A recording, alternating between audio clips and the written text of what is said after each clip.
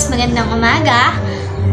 Ako si Teacher Christine, but you can call me Teacher T. And welcome to my class. So in my class, I will discuss to you digestive system, how it works in our body. So before that, gusto ko muna simulan ang klase na ito sa panalangin. So, iyo po ang ating mga ulo, ipikit ang mga mata at damhin ang presensya ng Panginoon. So, Lord, thank you for this day and thank you for the blessing. And I hope my student will gain a new knowledge from me.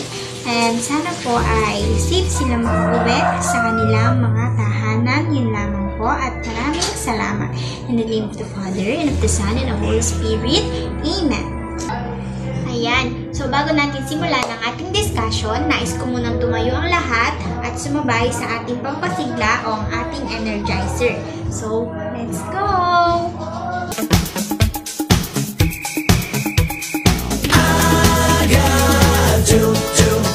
Push pineapple, shake the tree. I got do, push pineapple, grind coffee. To the left, to the right, jump up and down and to the knees. Come and dance every night, sing with a hula melody. Ayan, dahil tapos na tayo mag-energizer at pakiramdam ko naman ay okay na ang lahat, may sigla na ang lahat.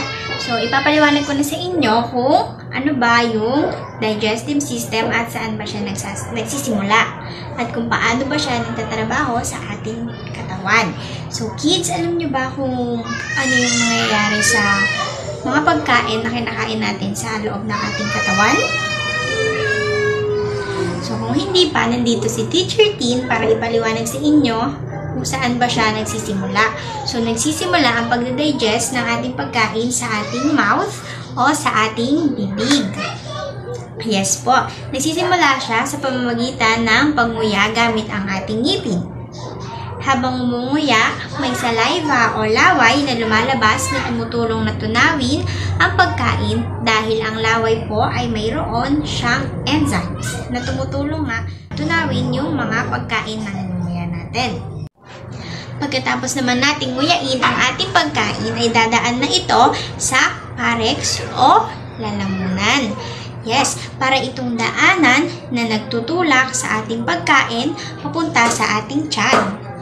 Ngunit, bago ito mapunta sa ating tiyan, ay dadaan pa ito sa ating esophagus. So, ang esophagus po ay para siyang isang mahabang tubo na nag-uugnay mula sa ating lalamunan papunta sa ating tummy. Gumagalaw ito ng dahan-dahan para isang alon or wave para itulak ang ating pagkain pababa. So, pag naitulak na ang ating pagkain pababa, dito na siya mapupunta sa ating stomach or sa ating tiyan.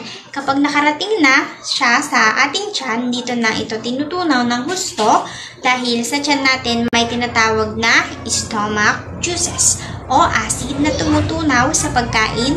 Ang ating stomach ay parang naghahalo siya ng pagkain para maging mas malambot at ready to pass na siya kay small intestine. So, si small intestine po ay ayan, siya ay yung maliit na bituka natin. Ito ay mahaba na paikot-ikot sa parte ng ating tiyan. Dito na kinukuha yung mga nutrients na galing sa ating mga pagkain. So, pag nasa small intestine na natin siya, hindi pa siya doon nagtatapos dahil meron pa tayong liver at pancreas. Liver at pancreas, ito ay ang liver. Yung liver, ang ginagawa ng liver ay gumagawa siya ng bile or apdo. It helps to burn a fat from the food that we eat. And also, it helps to remove the toxin in our blood. And sa pancreas naman, gumagawa siya ng enzymes or pancreatic juice. Tumutulong tunawin ang yung kanin, ulam, at mga matatamis na pagkain. Gumagawa din siya ng hormone na tumutulong kontrolin ang blood sugar para hindi maging sobra o kulang. Ayan, tapos na tayo sa liver at pancreas. At pupunta na tayo sa final destination ng ating pagtunaw ng ating pagkain. Dito, ito na yung large intestine. Kung may small intestine, meron ding large intestine. So, ito ang itsura ng large intestine.